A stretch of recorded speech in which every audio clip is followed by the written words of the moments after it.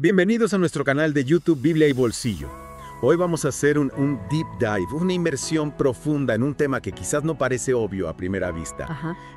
La conexión entre la redención o conceptos súper antiguos Sí. y nuestras finanzas personales. Es una relación que no solemos hacer, ¿verdad? Solemos pensar en la redención como un concepto espiritual, algo Ya. que ocurre en el ámbito de la fe, pero ¿qué tiene que ver con nuestro dinero? Exacto. Y es precisamente por eso que esta exploración me parece tan intrigante.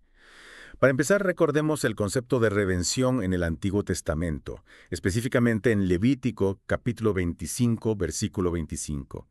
Aquí se habla de la posibilidad de liberar a un familiar de la esclavitud por deudas.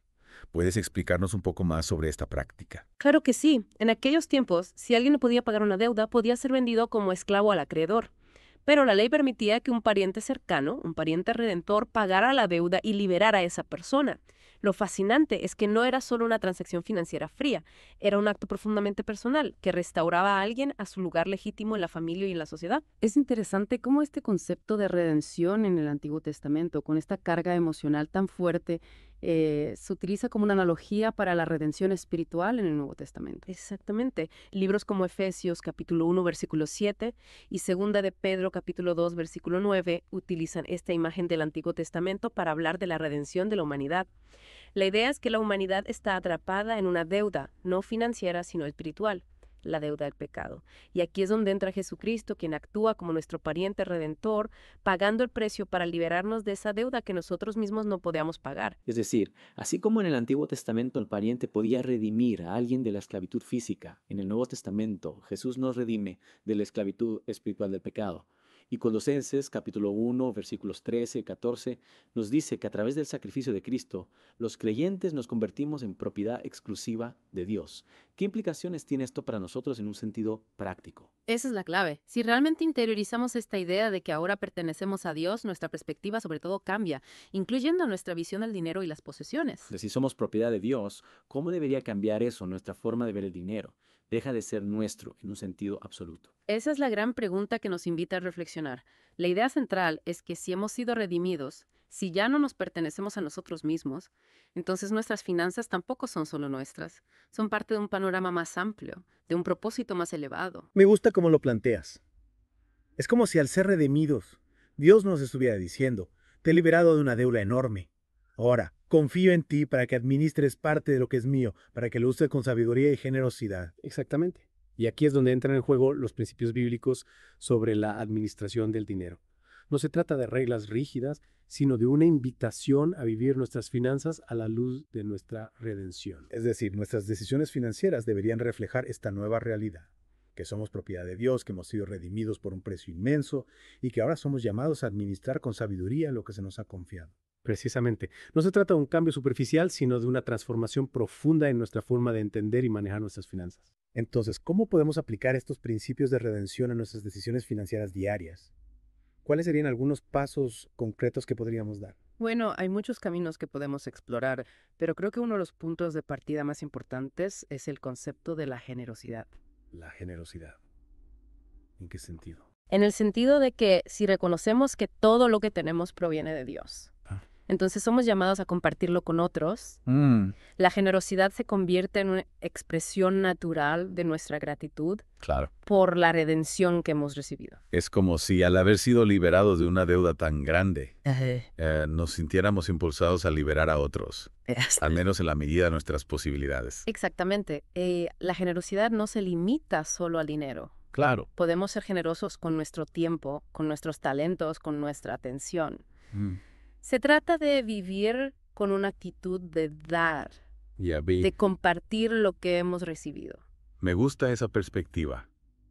No se trata solo de dar lo que nos sobra, sino de vivir con un corazón dispuesto a compartir, a ser un canal de bendición para los demás. Y junto con la generosidad viene la responsabilidad. Ajá, Si somos administradores de los bienes de Dios, claro. entonces debemos ser responsables en la forma en que los manejamos. ¿Qué implica esa responsabilidad en términos prácticos? Implica ser sabios con nuestras finanzas, planificar para el futuro, evitar las deudas innecesarias y en general tomar decisiones financieras que reflejen una administración cuidadosa y prudente. Tiene sentido. No se trata de vivir con miedo o austeridad, No, sino de tomar decisiones conscientes y responsables. exacto. Teniendo en cuenta que no solo nos estamos jugando nuestro propio bienestar, Claro. sino que también estamos administrando lo que pertenece a Dios. Y aquí hay otro punto importante, el contentamiento. En una sociedad que nos bombardea constantemente con mensajes de consumo y de que necesitamos más para ser felices, Sí.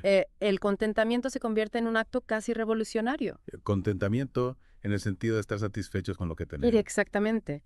Se trata de reconocer que la verdadera felicidad no se encuentra en la acumulación de bienes materiales, sino en nuestra relación con Dios y en el gozo de vivir una vida con propósito. Ya veo. Cuando estamos contentos, somos libres del afán de tener más y más. Ah, Y podemos enfocar nuestras energías en lo que realmente importa. Es un desafío enorme en el mundo en que vivimos, ¿verdad? Ajá. Estamos rodeados de mensajes que nos dicen que necesitamos más, que nunca es suficiente. Sí, es un desafío constante, pero la Biblia nos ofrece una alternativa radical a la libertad que viene del contentamiento. Cuando entendemos que nuestra identidad no está ligada a lo que poseemos, podemos experimentar una paz profunda y una libertad interior que no dependen de las circunstancias externas.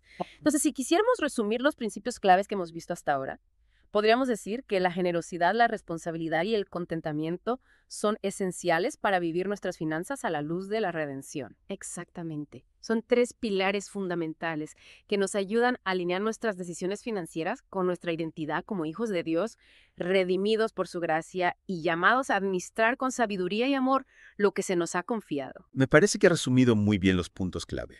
La generosidad, la responsabilidad y el contentamiento son como un trípode que sostiene una visión más sana de nuestras finanzas.